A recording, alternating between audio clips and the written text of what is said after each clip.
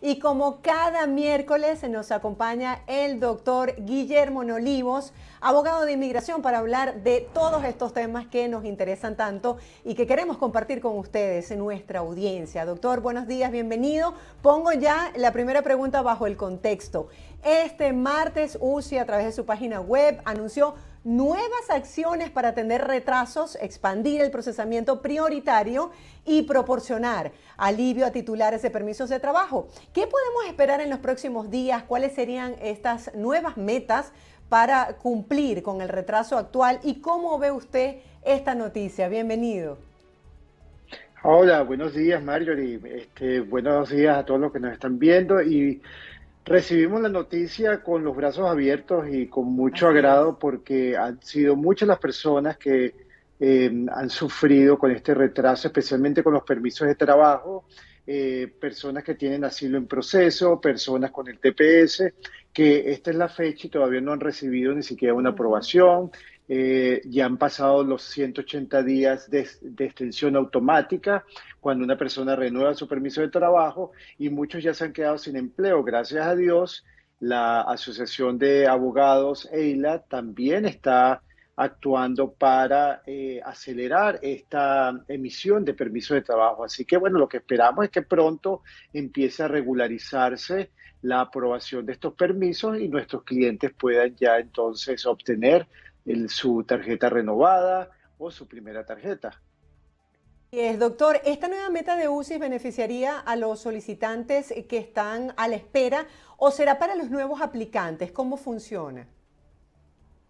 Bueno, en principio debería ser para las personas que están en espera, pero obviamente debería ya normalizarse el procesamiento de permisos de trabajo y de otras aplicaciones bajo tiempos razonables, no bajo estos tiempos que se han convertido completamente en una pesadilla. Ujú. Doctor, nos siguen llegando preguntas de personas con entrada ilegal a Estados Unidos sin ser inspeccionados, por ejemplo, por un agente federal de la Oficina de Aduanas y Control Fronterizo. Luego ellos intentan pues legalizar la permanencia. ¿Es esto posible? ¿Cuáles son las opciones que tienen? ¿Son limitadas? ¿Qué se les recomienda a estas personas? Bueno, mira, dependiendo de la situación de la persona en particular, si es una persona que luego se casa con una ciudadana, un ciudadano americano, bueno, esto es un proceso que tiene muchas etapas, pero se le recomienda a la persona pues que inicie su proceso lo más pronto posible. Si es un ciudadano de otro país que viene huyendo de persecución, acuérdense que existe una regla del año, o sea, esto quiere decir una solicitud de asilo se debe introducir dentro del primer año de haber llegado a Estados Unidos.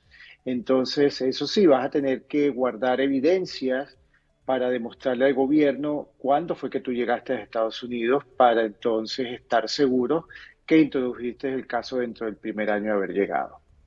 Doctor, nos están preguntando en este momento sobre los beneficios de ser aprobada la ley Relief. Para ponernos en contexto, pues un grupo de senadores demócratas presentaron una propuesta de ley a principios de mes. Tengo entendido que de ser promulgada ayudaría a millones de inmigrantes a obtener su residencia permanente en los Estados Unidos. ¿Es esto cierto?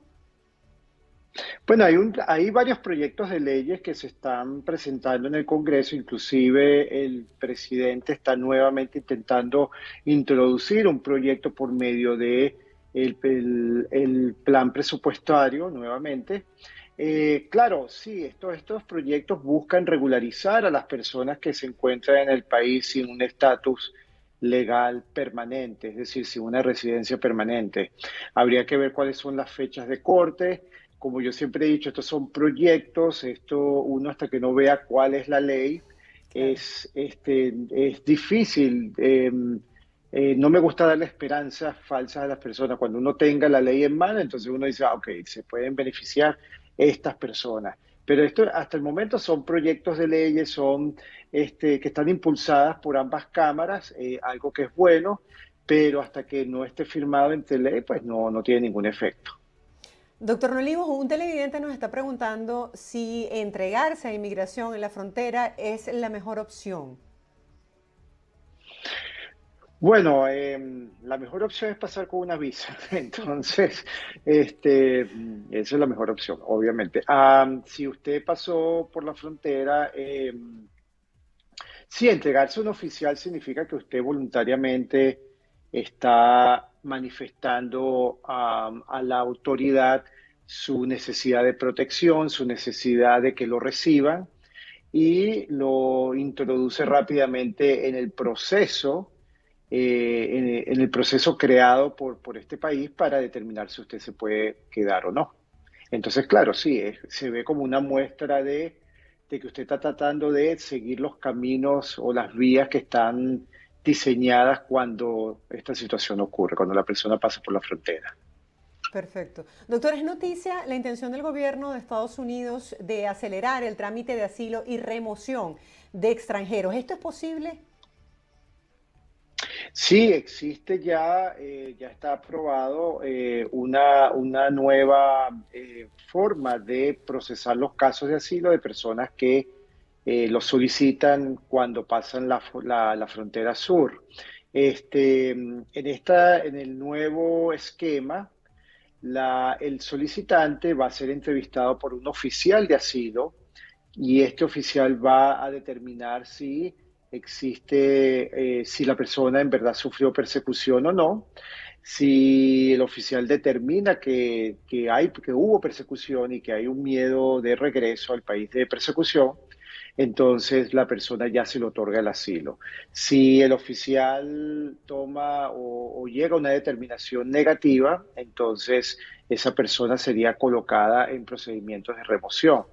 Lo que se puede anticipar es que muchas personas pues no vienen con pruebas, no vienen con corroboración de lo que le ha ocurrido en el país de persecución. Habría que ver qué tan flexibles son los oficiales en esta materia o si la persona va a tener que entrar a Estados Unidos con una maleta de evidencias para mostrárselas al oficial de asilo cuando le entreviste. Sí, doctor, un juez federal bloqueó parcialmente una directiva del gobierno de Joe Biden que estableció prioridades de arresto y deportación de inmigrantes como parte de una demanda judicial presentada por Arizona, Ohio, Montana. ¿Esto quiere decir que queda sin efecto? Bueno, esto es algo que usan mucho los estados republicanos o los estados demócratas cuando el presidente es es republicano, cuando el presidente es demócrata, pero básicamente ellos le están diciendo al gobierno que no puede tener este tipo de prioridades. El gobierno obviamente va a apelar esta decisión del juez, irá a un tribunal superior.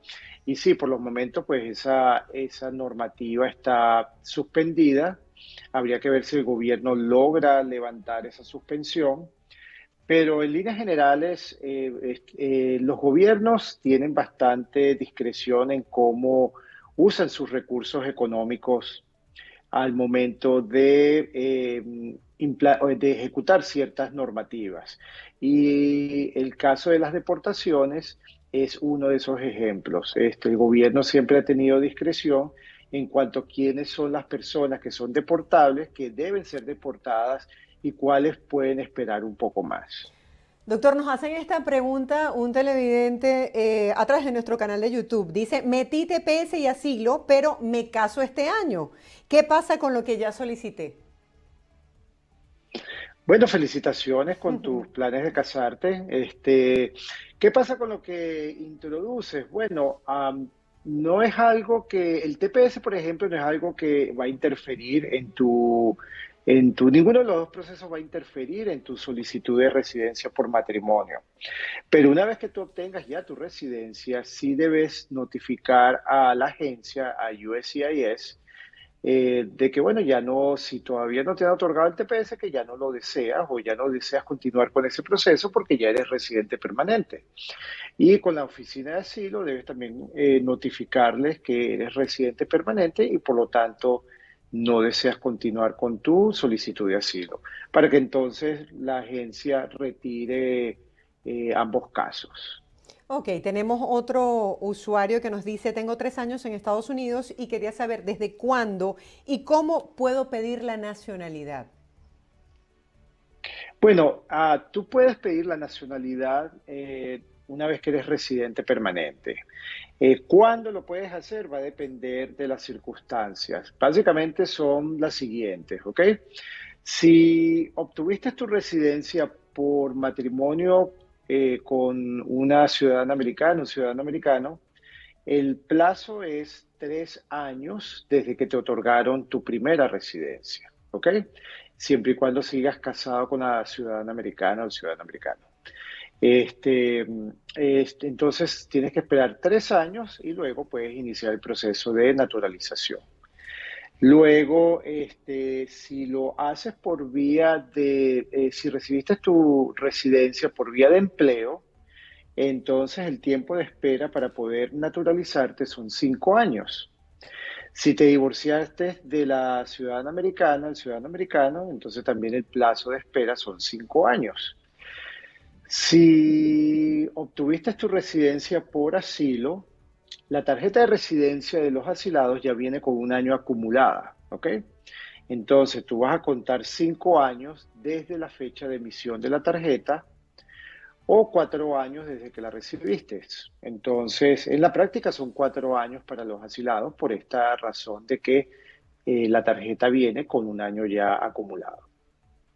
Doctor, a partir de cuando la persona ya sea ciudadano, ¿en qué momento puede pedir a sus familiares directos? Bueno, un ciudadano americano puede pedir mayoría a sus padres Mm. inmediatamente, no hay tiempo de espera. Una vez que tú eres ciudadano americano, hoy, mañana puedes empezar el proceso para pedir a tus padres. También puedes iniciar un proceso para pedir a tus hermanos. Claro, esto lleva muchos años de espera, las solicitudes de hermano a hermano, pero bueno, es un derecho que tienes, pues. Y en el caso de los padres, ¿puede tardar hasta cuándo para que le den una respuesta a la persona? Bueno, mira, tú sabes que los padres se consideran familiares inmediatos, entonces va a depender dónde se encuentran los padres, ¿ok? Si los padres están dentro de Estados Unidos y entraron legalmente, entonces el proceso lo pueden hacer estando aquí en el país sin necesidad de salir. Se demorará el tiempo que el gobierno se demora en procesar este tipo de casos. Puede ser 8 meses, puede ser un Ujú. año, Pero no es tanto. dependiendo de dónde vi. Ajá, pero no es tanto. Ahora, si están fuera de los Estados Unidos, entonces sí sería más largo el proceso porque primero viene la etapa de aprobación de la petición y luego viene el proceso consular, cuando entonces que culmina con una entrevista de los padres en el consulado correspondiente para que le den su visa de residente y puedan venir a los Estados Unidos. Perfecto, doctor. Tenemos otra pregunta. Dice así, crucé la frontera de forma ilegal, me detuvo la policía y ahora tengo régimen de presentación. ¿Voy a quedar con cargos penales?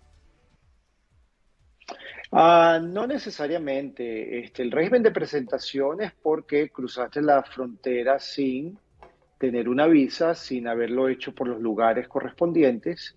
Y el régimen de presentación es una manera del gobierno para asegurarse de tu ubicación, de dónde te encuentras, de qué es lo que ha ocurrido contigo desde el punto de vista migratorio, ya que eventualmente a ti te van a abrir un proceso de remoción para ver si te puedes quedar o te tienes que ir del país. Doctor, esta pregunta me parece muy interesante porque yo siempre justamente he tenido ese interrogante. ¿Tienen derecho las personas que llegan aquí de manera ilegal? Y tiene que ver con la pregunta. Yo estoy ilegal en Estados Unidos y me robaron. ¿Puedo ir con la policía y hacer la denuncia? Sí, claro que usted puede ir a la policía y poner una denuncia. Igual sucede si usted trabaja y no le pagan su sueldo. Las personas que, aunque no tengas un estatus legal, eso no quiere decir que no tienes o no estás amparado bajo ciertos privilegios de la ley, por ejemplo, ir a la policía, este, que te paguen lo que te deben, toda esa cantidad de cosas o de situaciones, tú puedes resolverlas yendo a las autoridades. Doctor, ¿la policía y los funcionarios no tienen derecho a pedirle los documentos a una persona que vaya a hacer una denuncia? No debe haber una solicitud. La policía no debe, cuando tú haces una denuncia, la policía no tiene por qué preguntarte en qué estatus migratorio tú te encuentras. Eso solamente ocurre cuando el extranjero es el que quebranta la ley. Entonces, en esas situaciones sí puede haber, en ciertos estados, en ciertas ciudades, puede ocurrir que la policía local haya llegado a un acuerdo con las autoridades de inmigración y entonces trabajan en apoyo a las autoridades migratorias y detienen entonces a personas que no tienen estatus migratorio. Eso es cuando Perfecto. el extranjero comete una falta. Claro, esa pregunta se la hago porque tenemos muchísimas personas que tienen trabajos, no tienen un estatus legal y no les pagan, abusan de ellos y no se atreven a hacer una denuncia porque, bueno, piensan que esto les puede traer consecuencias, ¿no? Sí, correcto, eso pasa mucho. Existe el abuso por parte de empleadores inescrupulosos que se aprovechen de la situación de estas personas, pero tú puedes ir al departamento laboral, formular una denuncia. Por lo menos aquí en la ciudad de Nueva York hay amplia protección al respecto. La persona puede ir al departamento laboral, denunciar al empleador y hasta una multa le ponen a la persona, al empleador, por cometer este tipo de conducta.